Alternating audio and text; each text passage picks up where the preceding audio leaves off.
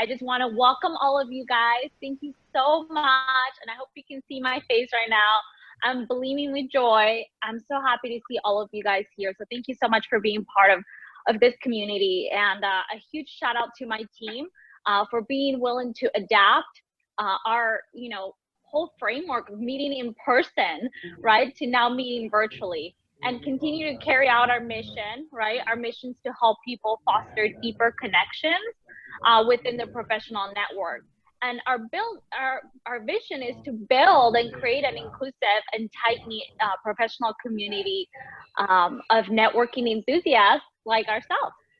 So really excited to hear what Mikkel Alfon has to share about, being resilient through COVID-19 and beyond. So really excited about that. And I want to hand it over to Vasu, our lovely commentator. And yeah, let's give it over to Vasu. Thank you. Thank you, Lucy. So hi, everyone. I'm really excited to speak to Mikkel today.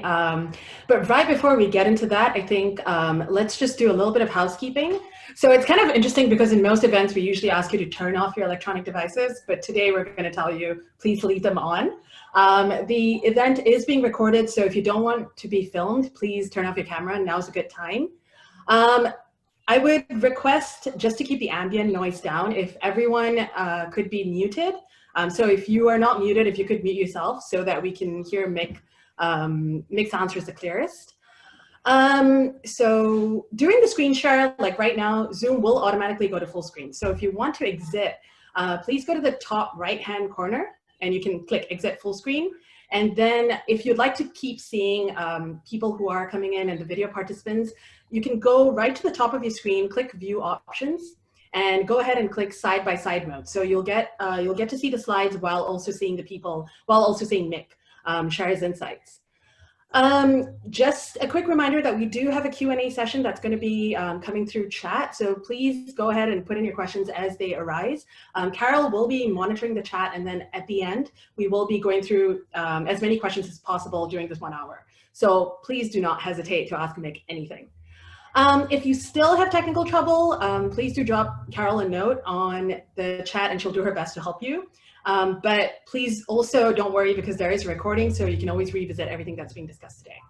So I think now that we've done with the housekeeping, it's gonna be getting to know Mick today, also known as Mikkel Alfon. He is a 100% self-made OC entrepreneur who is also the owner of Blue Light Media, which is an OC-based marketing agency.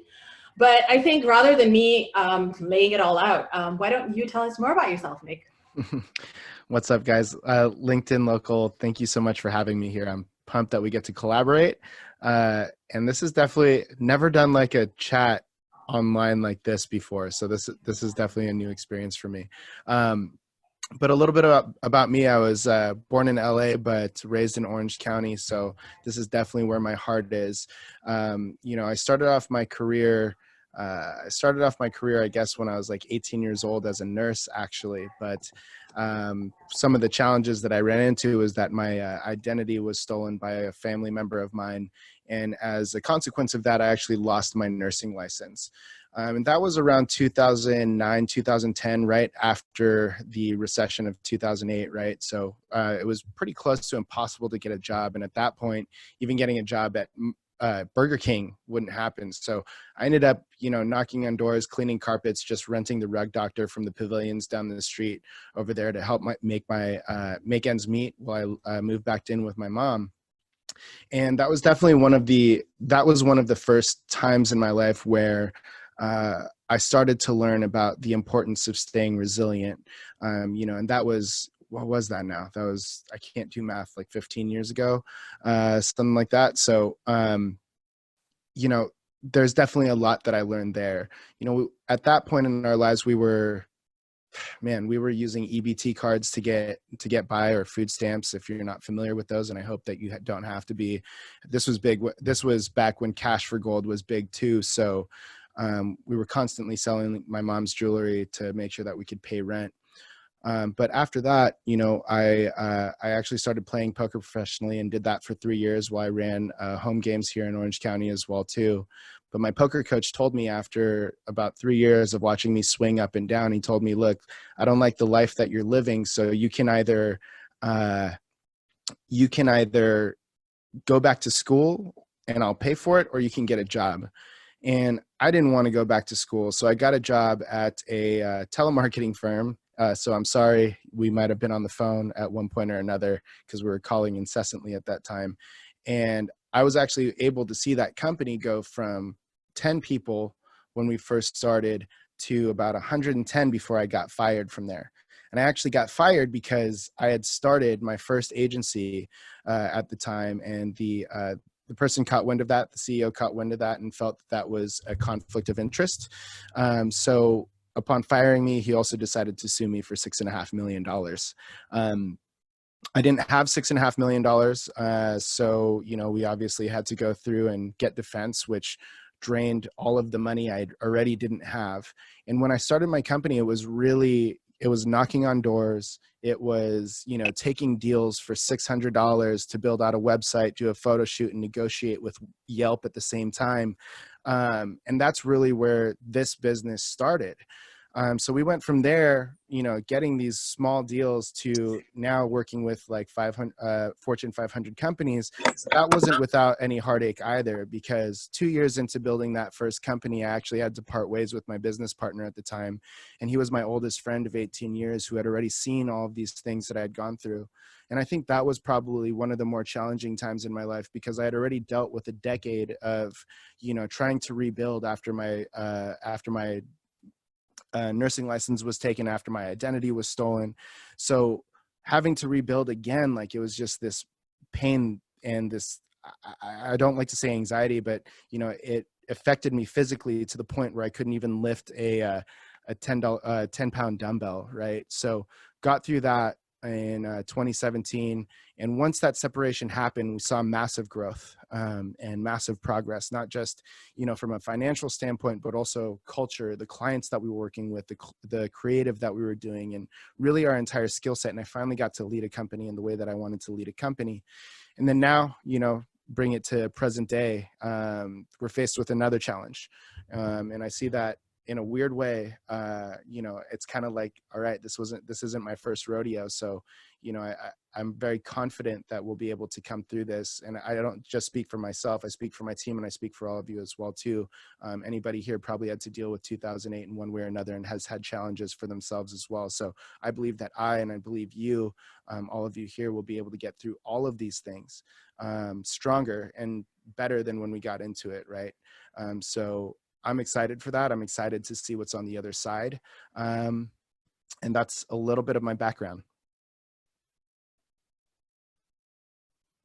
Thank you so much, Mick, for just kind of sharing that whole journey with us. I think one of the things that really emerges from what you just shared is that your life is definitely filled with a lot of difficult moments and uncertainty. And one of the things that has also happened recently during this pandemic that you've talked about on LinkedIn and Insta is they had to also postpone your wedding.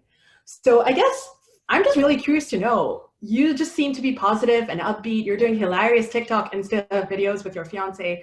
How do you really keep it together? What's your secret?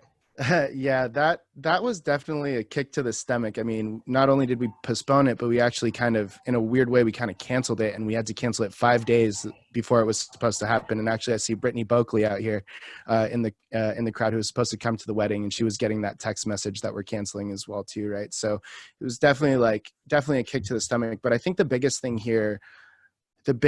to remember is really just the perspective of how you look at things, right? So one of the things that having to cancel our wedding showed us was that, for one, you know, probably 2 to 3 weeks before the wedding was supposed to happen, if anybody's had the experience of getting married, like, you're worried about the dumbest things.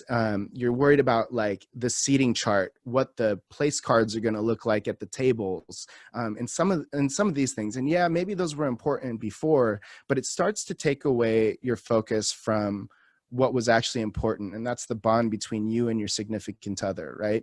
So I think on its surface is being able to step back and understanding that sometimes things are taken away from us that didn't really matter, so that we can then focus on the things that do matter. And I believe probably everybody here is probably FaceTiming their family a little bit more than they used to.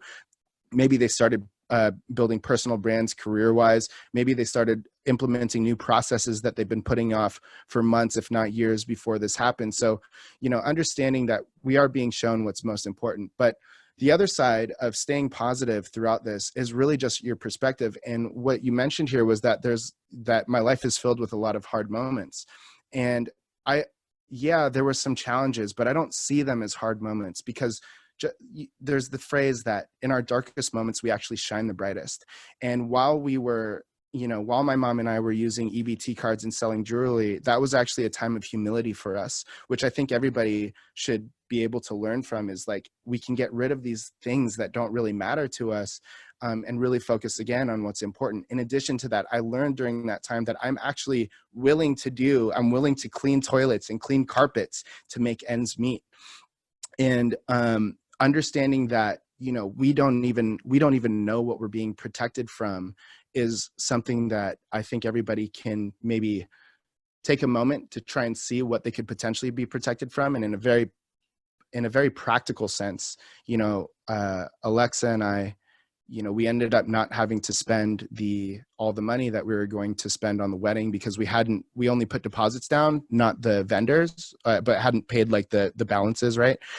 So now, it's actually kind of a blessing, because she's actually not able to work since she's a hairstylist. So now we have this little cushion of money just in case things, don't turn around as quickly as we'd like them to. So understanding, now we look at that as look, it's not ideal, but the world, the universe, God, whatever you want to say, was protecting us from real financial hardship potentially. I mean, look, we're still feeling it, but at least we have this cushion to get through the next 3 months. We're not tapped out, because a lot of people, we might have gotten into debt if we had gone through with the wedding at that point, and then, not being able to work, and then losing clients, and whatever the case may be. Right. So, it all comes down to perspective. You can get in a car accident and you can think, crap, my insurance is going to go up, or you can get into a car accident and say, I can finally get a new car. It's up to you on what you want to focus on. That is some great advice. I think that we can all remember it is really up to us how we want to focus and what we want to focus on. One of the things that I think comes through from what you just shared is, and I think it comes heavily through what you share on Instagram and social media and LinkedIn as well, or just social media in general, is this idea of routines and systems. So we touched on this earlier for people who are just coming in, that you've got this great Insta story series called Earn Your Sunrise, where you get all your friends, motivate your friends to get up early in the morning at 5:30 and go through this insane fitness routine. I mean, how do you think routines and systems have really helped you during this time? Okay, so one thing I do want to clarify is that Earn Your Sunrise isn't actually isn't about getting up at 5:30 or 5 o'clock in the morning to get a tough workout in. Earn Your Sunrise means to set up a process for yourself and understand that every day is actually an opportunity for us to create something better than we used to. The sunrise is a blessing. Every day that we have is a blessing, right? And every contact, every email, all of those things. So it's earning your sunrise is a blessing. So to my friends who are going to sleep at 5:30 in the morning, you were working your ass off from midnight to 5:30 when I'm sleeping, right? So you're definitely earning your sunrise as well. And I think that counts. But to answer your question about the importance of morning routines, look, there's a quote by James Clear that says, "We don't rise to the level of our goals, we fall to the level of our systems." And whoever I talk to, whether it's a high-performing CEO, if it's an athlete, if it's a psychotherapist, they all agree that a morning routine and some sort of structure is actually something that we thrive in. I mean, even here, when we get on this Zoom call with everybody, we have a certain time, we're here with community. We want to feel the structure of people around us. We want to feel like we actually have something to do, because that's what's driving us stir crazy, is the idea that our schedule, there's no schedule to be had, right? If you're in the position where your schedule got really messed up because of everything that has to do with COVID-19. So the importance of this is really when you have your morning routine specifically, because I like to start the day with this, you have to imagine it your day is a battlefield, and you're literally putting on your mental armor so that you can go through this and feel like you already had some control over your day, and now you can control the rest of it, you know? So I think that it doesn't matter really what you're doing, as long as you're setting aside some time for yourself to be grounded, to be present in the moment, and to also overlook your day and control your day instead of allowing your day to control you. And one of the things that you can simply do is just get a 5-minute journal, which allows you to kind of outline what you're grateful for, how you want that day to go, that type of thing. And if you don't have 5 minutes and you, for some reason, can't keep even that little routine, you know, we really got to look at that, because everybody has that time. But by looking at your day from a 30,000 foot view and really creating a clear vision of how you want it to go, allows you to navigate it a lot easier, rather than waking up and just responding to every email, responding to every text message, you know, responding to the kids, the dog, you know, like imagine yourself doing these and doing these intentionally, right? And once you start doing that, man, it helps your brain, it helps your heart, it helps your soul quite a bit. Thank you so much, Mick. And I'm so relieved that you clarified that, because now I feel like my morning routine does not have to start with a 20 jumping jacks and can start with a cup of coffee. So I'm so relieved. So we've spent some time exploring, you know, what resilience looks like to you in your personal life, but I'm also curious because you are a business owner. You know, right now, many of us, whether we're owners or employees, we are going through a very uncertain time. And, you know, there are many of us at the same time, because we're part of a larger community, who need our support. So I guess my question is a little bit of a two-part question, which is, how can you be supportive of the community, the larger community, while you're going through your own struggles? And if you, on the flip side, you know, how as a business can you engage meaningfully with your community during this time? Sure. So let's start with our community outside of the businesses or the colleagues that we have in our workplace. I do really believe that it's important for you to take a step back from the workplace, you know, and maybe find a group of people that are in a similar position. So one of the things that I started, for example, was the Orange County Founders Group, and it's a group of 8 people. And really, we're just talking about the different strategies, challenges that we're all running into, and we're offering each other their advice and support in that respect. And by doing that, by aligning yourself with people who are like-minded but not necessarily in the same field as you, you can start to learn a little bit more from them so that you can grow your own business. Because the thing is, just because I own a digital agency doesn't mean that I can't learn from somebody who's running, you know, a consumer packaged good brand, right? There's definitely some strategies there, and they're looking at things from a different lens than you are, so that support is there. And if you don't already have that group, what I would recommend is that you actually start very small, because at the end of the day, a group of 30 people is just hard to manage, and it's really hard to stay accountable with a group of 30 people, right?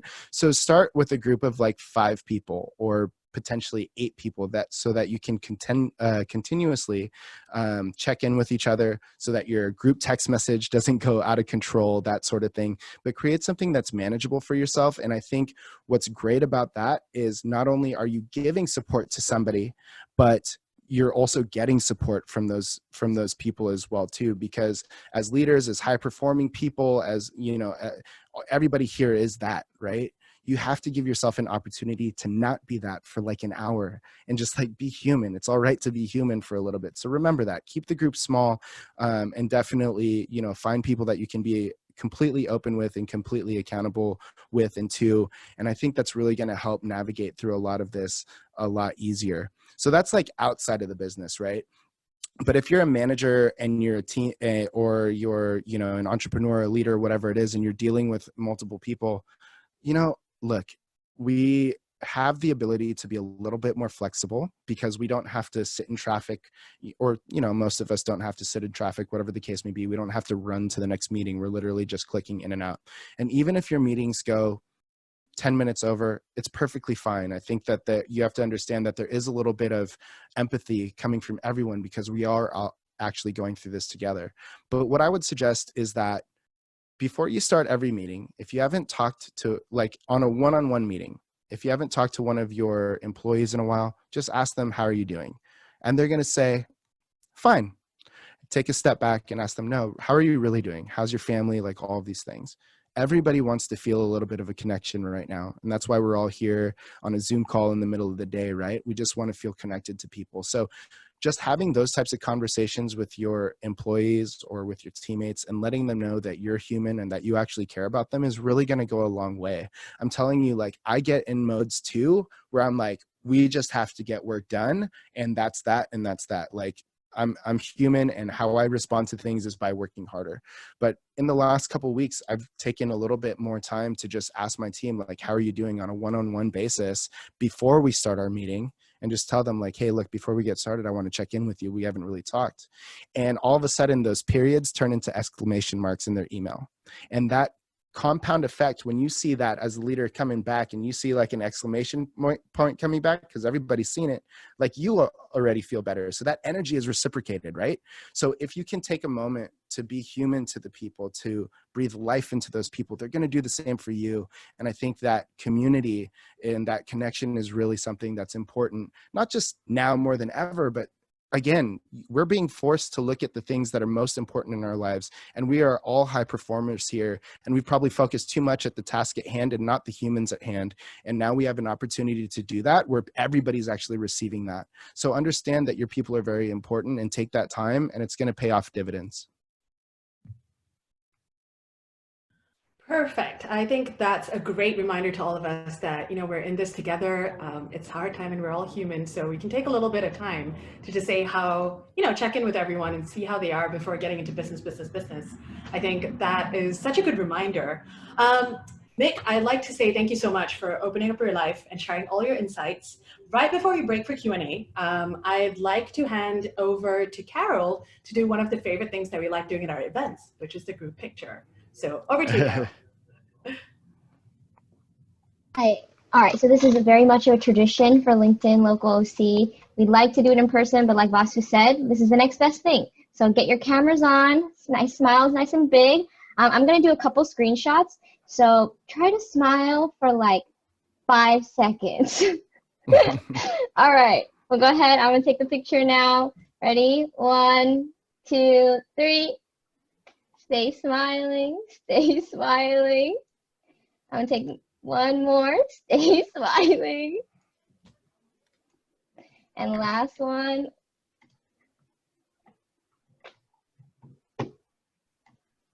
One, 2, 3. Perfect. Okay, so then the last tradition that we like to do, go ahead and everyone get out your phones if you want to record this. We're gonna go ahead and say LinkedIn Local OC all together. Hopefully it works out. And then make sure you hashtag LinkedIn Local OC if you are going to post this later on, okay? Are y'all ready? Unmute yourselves. You should be able to. Okay. I think I blinked at the picture. We got 3 shots. Right, ready? I would have brushed my hair, 2, 3. LinkedIn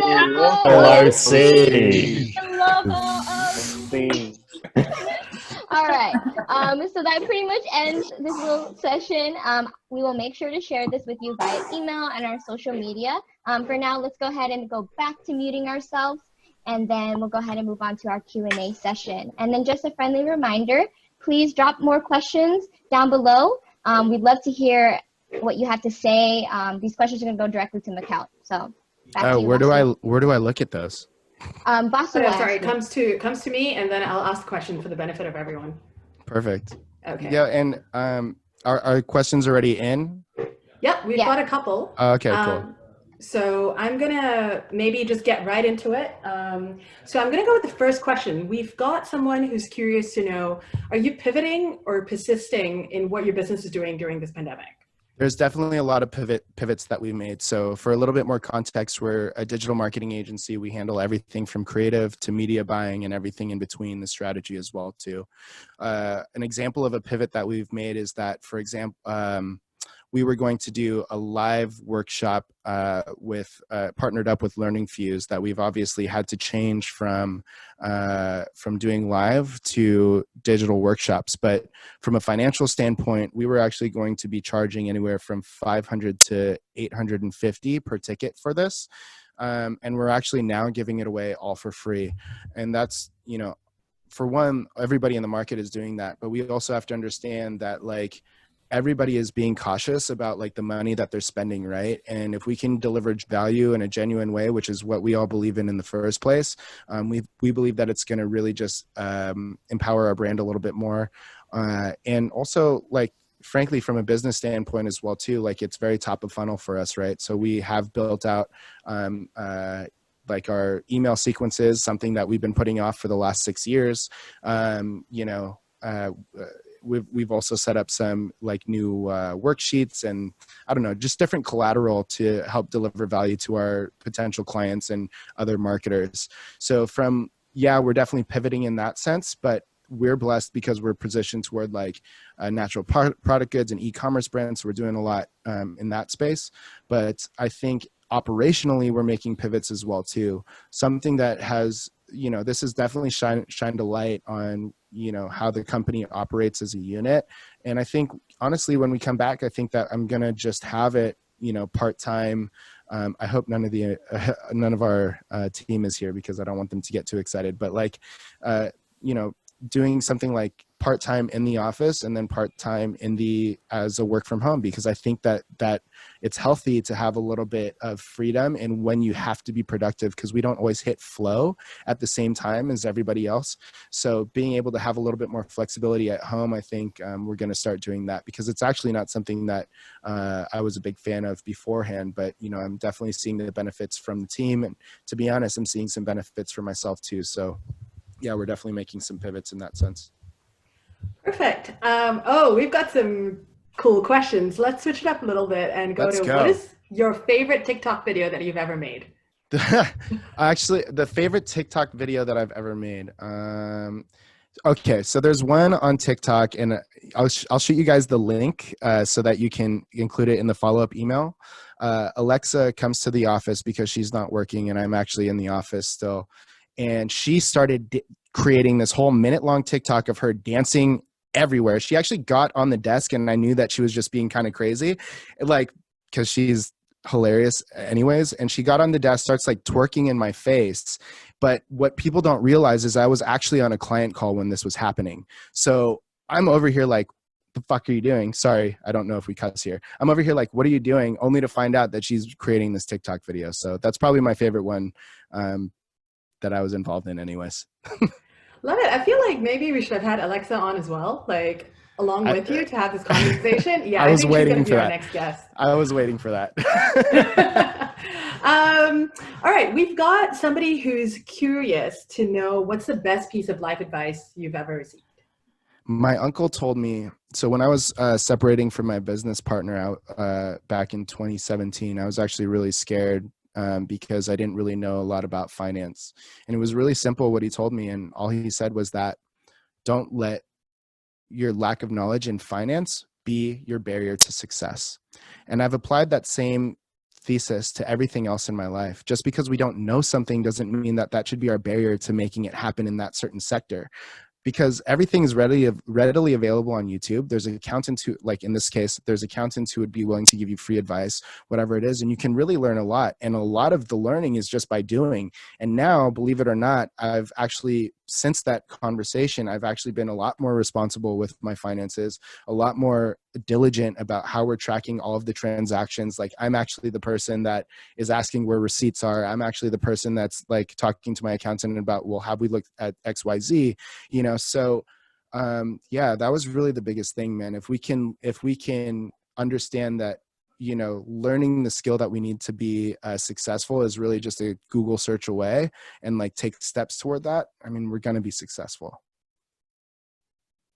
I think that's really good advice, to just not let a lack of knowledge intimidate you and go ahead and do what you got to do while doing and learning by doing. The next question that we have is, oh, wow, we've got some people in from Dubai, which is very exciting. Yes. So they would like to know, actually, and firstly, they would like to say your success is very inspiring. They're also very curious to know how you planned your career vision and whether you actually believe in the law of attraction. How I planned my career vision? Yeah. Man, I'll be honest, like up until like 2 years ago, it was all reactive. Like when I was 18 years old, when I was 18 years old, I thought I was going to be opening up for Motley Crue, but I'm not. And I thought I was going to be a nurse. I thought I was going to be a professional poker player. I thought I was going to be the director of sales at the company that I worked with. And then I realized that it's not about the title. It's about my skill set and what I can bring to people and how do I want to amplify those things. So now when I look at my career and how I decide to plan it, it's really based on what I feel the most comfortable doing and where I think I can add the most value. Like, I'm not the best marketer on my team, but I do think that for this agency, I'm the best leader, right? Because I can adapt, because I can, close deals, whatever the case may be. So it's not, I don't really identify myself as the best marketer in the world. I think I'm pretty good, but I more identify as the leader of this particular team, but that can translate into anything else. So when I think of my career planning, it's like, where do I want to go with my personality, with my particular skill set, and will I adapt to how things change in the future? So I don't know if that really answers the question, but that's the best I can do is, doing it based off of what I feel is right and what I feel I'm good at in that moment. And do I believe in the law of attraction? In a way, yes. And in a way, no.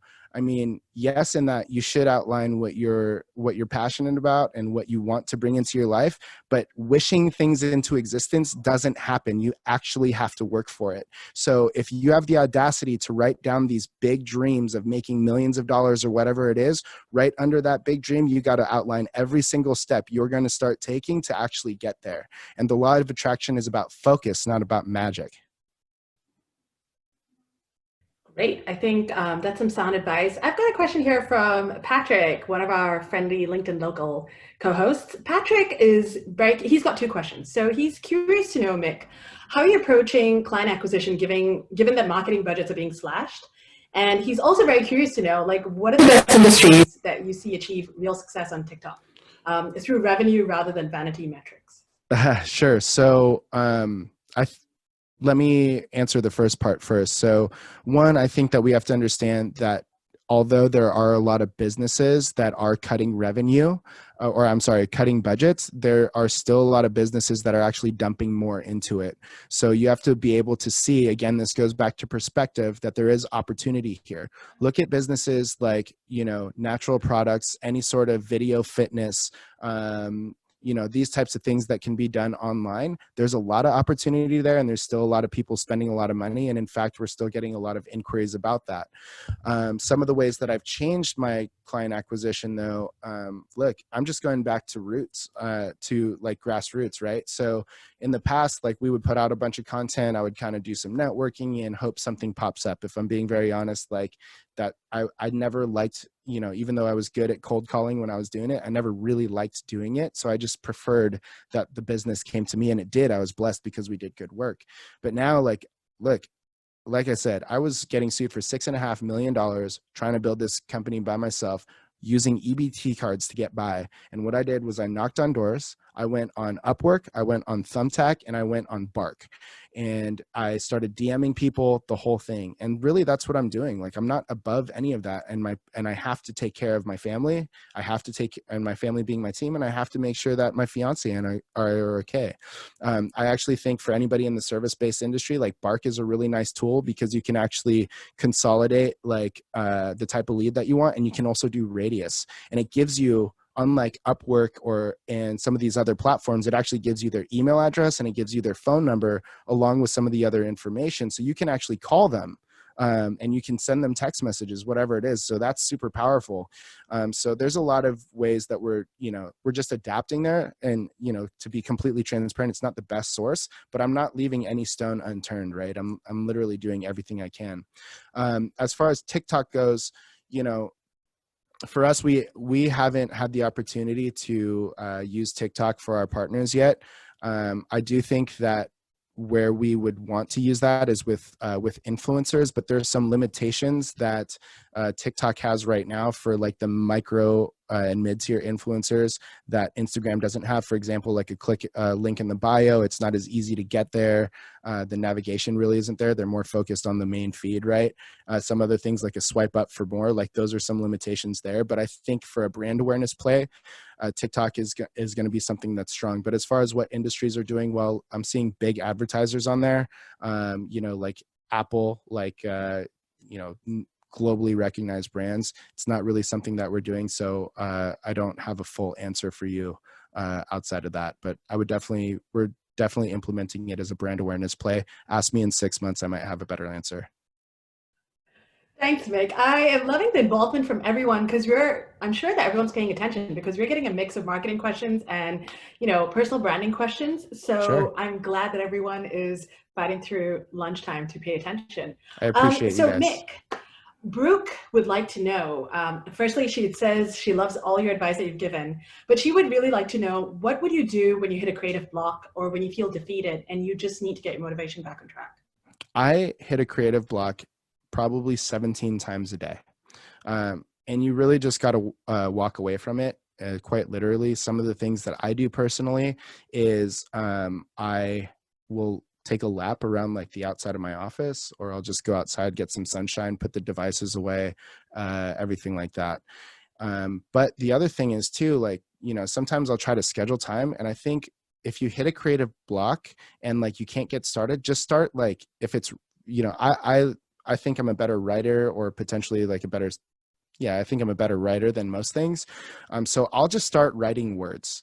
Like, it doesn't even make sense. It's not going to be good, but I'll just start writing, and eventually I'll start to, it's kind of a warm up, and then something unlocks. But sometimes that process takes like, 15, 20 minutes of writing absolute crap before something actually comes together.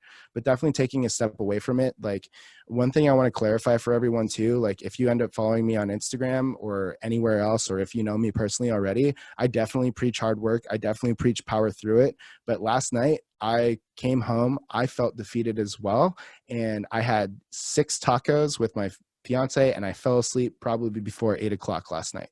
Like, you have to allow yourself to do that and understand that, 15 minutes of work at 100% of you is way better than 3 hours at 10% of you. So just allow that rest to happen. You know what I mean? I think, Mick, one of the things that we're all going to be grateful for you today is that you're just giving us permission to be human. I think that's something that we just need to hear. It's fine. Like, you want to go eat tacos and go to sleep at 7. That's perfectly fine. I think just related, because this just came up while you were giving your answer, related to that is, I think, how do you come out of fear of starting something new? I think the person means like when they're middle-aged. So how do we come out of fear of starting something new when you're in your middle ages? I wish I could ask them a follow-up question. It's like, what are you scared of? You know what I mean? Like, think of like the worst case scenario. Like, right now, for a lot of us, we're already in our worst case scenario. For me, when I'm starting something new, like, the worst case scenario is like, maybe I go broke. Maybe I move back in with my parents or my uncle, and I have to like get a job. Like, that's just not that bad. Maybe I have to tell my friends that I'm not the owner of a company anymore. Yeah, that sucks. That's a hit to my ego. But on a very practical sense, like, those things don't matter, dude. Like, if your family's good, if the people that you love are good, and if you're good, like, that's really the thing that matters. So I always look at worst case scenarios. And I realized that the worst case scenario really, really, really isn't that bad. And as much as it pains me to say it, if Blue Light for whatever reason failed, and I don't believe that it will, but if it did, it's like, okay, like, my team knows I did everything I possibly could. And maybe like there's going to be a couple days of like, that sucks, but like, I can help them get a new job afterward. I would still help them succeed afterward. Like, I don't know, it's just the worst case isn't that bad. So as you're starting something new, think of what the worst case scenario is, and from a practical sense, you'll realize it's really not that big of a deal. You know what I mean? And it'll probably help you move forward, but that's what I do. So I think a good follow-up to that is that Nada doesn't have a question, but she'd like to let you know that she really appreciates all the honest comments you're making right now. So that's a little bit of feedback for you, Mick. I appreciate that. So I think just 2 questions that are kind of revolving around the now. So TJ's curious to know, what are you looking forward to most after the stay-at-home orders are lifted? First of all, TJ, hello. One of the things I'm definitely looking forward to is getting a beer with you. But what would I be most like? I'm looking forward to throwing a freaking party for my wedding. You know what I mean? Because we've had to make a big adjustment to I think now we're just going to have like our immediate family there. I mean, initially we are going to have like 300 people at the wedding. So the one thing that I'm really looking forward to is having a huge party. My fiance, she has Tia Manuel, and when he gets a couple beers in him, man, he's like the best dancer, and I'm not allowed to say no, being the new person into that family. So dancing with him is definitely something I'm looking forward to.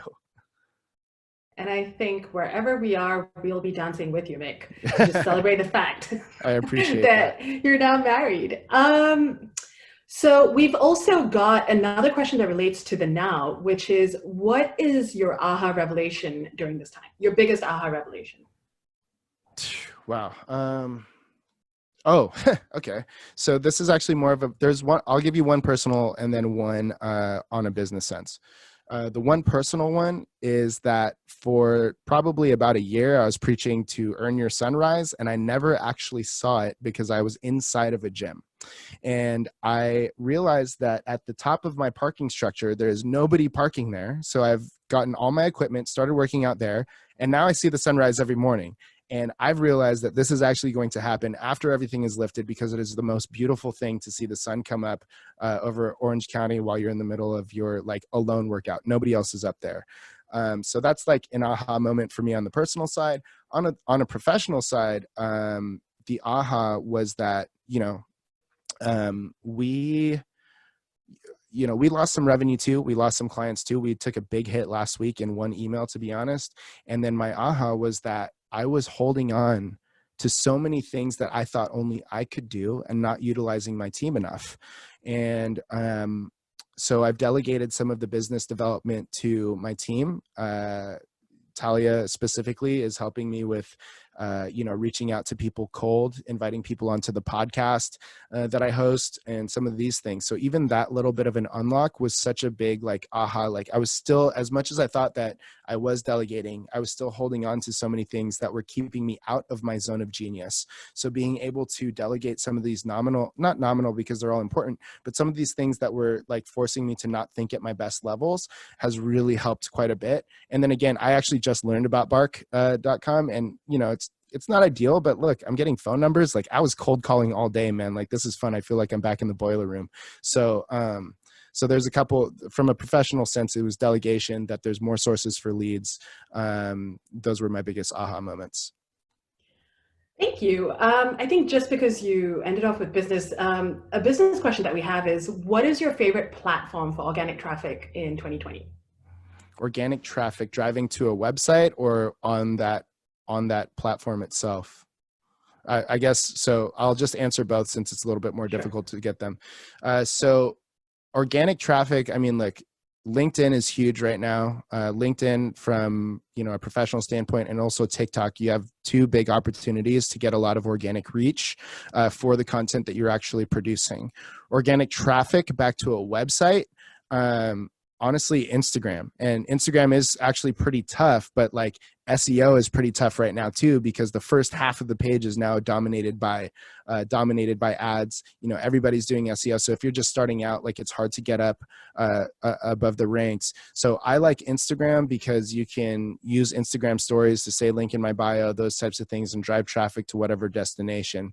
So if you're looking to grow your platform, TikTok and LinkedIn, they have great like organic reach right now. If you're driving traffic back to a website, potentially, I would say, whatchamacallit, I would definitely say Instagram there.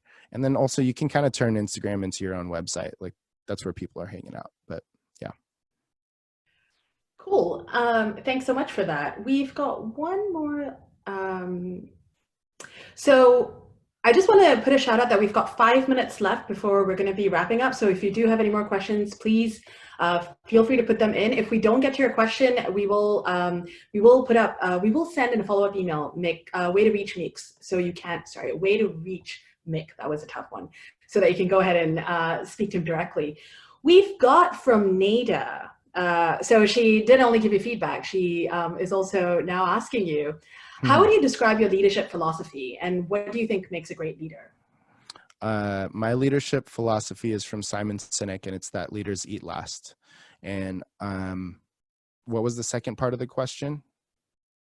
Let me just repeat that again. So how would you describe your leadership philosophy, and what do you think makes a great leader? Sure. So again, so it starts with leaders eat last, right? Like you have to understand that the people, if you're in a position where you manage people or you employ people, you do not have your livelihood unless they are doing okay.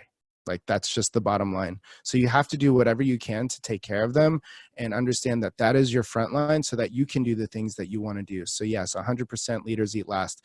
And I think what makes a great leader is somebody who is willing to do the work that they're delegating out to people. And one of the compliments, shout out to myself for being awesome. One of the compliments that Hannah gave me recently on my team is that she appreciates the fact that, yeah, like, I'm supposed to be the boss. I hate the word boss, but also like I'll get in there and I'll edit copy with them on Instagram posts. I'll go in, like if they're busy, I'll go into a client's Instagram account and do whatever I like needs to be done there. Like you have to have the humility to like come down and like work with your team on those projects and not just think that they're going to make everything happen. So I think a great leader is able to not only navigate, but also do. Like that's the biggest thing. Like Michael Jordan, for example, like, man, like could he navigate a team? And I heard he's a jerk, but let's just keep with this. He could definitely navigate a team and rally everybody together, but at the end of the day, it was also great at execution, right? So I think that great leaders can really do both and that they should do both. So yeah, that's my answer. Sorry, I'm just smiling because we got a comment in from David, who's changed his background profile to make it earn your sunrise. So this is how he's earning a sunrise. I love that. So that was a really nice touch there over David. I think one more question that we do have there, which we're curious about, is what goes in your 5-minute journal? It depends on the day. Like, okay, so for those of you not familiar, the 5-minute journal forces you to outline 3 things that you're grateful for, 3 things that would make that day great, and then a personal affirmation to yourself. And then at the end of the day, you also do it again. It says, what are 3 great things that happened? And then what could have made it better? So what goes into my journal can be something as little as, I'm really grateful for the fact that I have the means to have an espresso coffee maker and have a great cup of coffee every single morning. Or it could be something a little bit more deep, but I like to get as specific as possible because I think with gratitude, it's important to put yourself emotionally and mentally in that place to actually feel that emotion. So I can, I'll put something in there like, I'm really grateful for the conversation I had with my uncle and how he navigated through some challenges, so those are some things. And then obviously things like a roof over my head, I never want to forget those things, but can get super detailed or super macro. As far as how I might want my day to go, it's just, again, that depends on the day. And that's like, that can be from a work thing. Like, I would love if I got approved for the PPP Act. Like I haven't yet, but that would definitely put some ease on me. But also it could be other things. Like I just hope that, like today, for example, something that I put in there was that I hope that I was able to deliver great value to you guys. So, it just depends on how that day is. And, and then what goes in after that, I kind of recap. I didn't end that as strong, but. So we're going to have to take our final question. I like how you ended with, you thought about this morning how you can do your best here. And I think this last question sums up, it's very generous, is how can we in the LinkedIn Local OC community support you as a business owner? You know what? For one, let me start by saying that everybody who's stuck on this whole time, thank you so much. It's such a blessing to be able to talk to so many of you. I would love to be able to connect with you after this. And I know that my card's out there and everything else. So I feel blessed that I'm able to have this opportunity with you guys. And if I'm being really honest, I'm going to allow myself that gift and I can get into that conversation with other people. If you know anybody with like a consumer packaged good, like a nutrition bar, like a protein powder, anything like that, that sells via e-commerce, we can definitely help them out and we do a good job. So I'd love that introduction. On a personal level, honestly, on a personal level, I'm pretty good. Like I feel really blessed every day. Like this is something I've been wanting to do with you guys for a long time. So I'm not going to, I'm not going to get greedy on my blessings. I'd love an introduction if you have it. If not, I think the best thing that you can do is take maybe one thing that I've said today and see how you can give that to somebody else.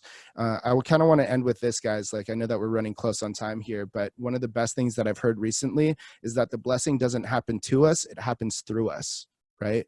So that means whatever talents that we have, whatever blessings that we have, they're actually meant to be shared with the people around us. And if we can empower somebody else to be great, it's going to come back to you. Maybe not from that person, but definitely the cosmos work in your favor.